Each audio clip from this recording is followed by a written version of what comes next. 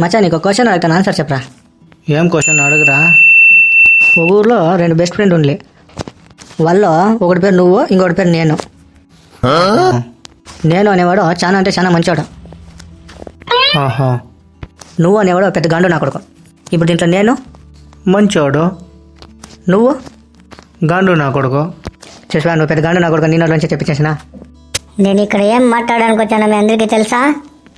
తెలియదు. తెలియని వాళ్ళతో నేనేం మాట్లాడదలుచుకోవట్లేదు. జై హింద్. చెప్పండి. నేనేం మాట్లాడతానో మీకే తెలిసినాక నేనేం చెప్పేది ఉంది. జై హింద్.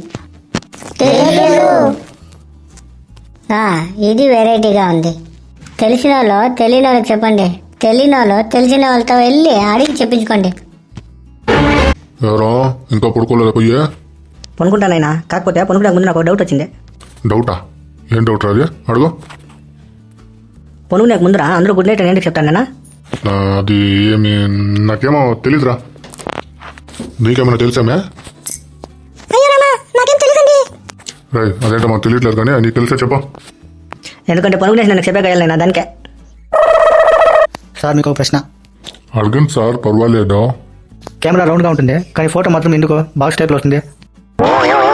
ఎందుకంటే మొబైల్ స్క్రీన్ బాక్స్ టైప్లో ఉంటుంది కదా, అందుకో. Question sir. అడగండి. ఒక వ్యక్తి చంద్రుడి పైన లేదంటే స్పేస్లోనో వెళ్ళిన తర్వాత తన భార్య విలువైపోద్దా?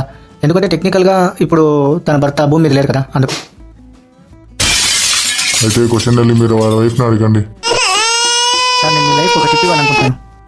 ఏంటది చెప్పండి. మీరు రోజు 5 కిలోమీటర్లు పరిగెత్తాలి సార్. ఎందుకు? ఎందుకంటే 5 కిలోమీటర్లు పరిగెత్తే దానివల్ల మీ జీవిత కాలంలో 30 నిమిషాలు అనేది మీకు యాడ్ అవుతుంది.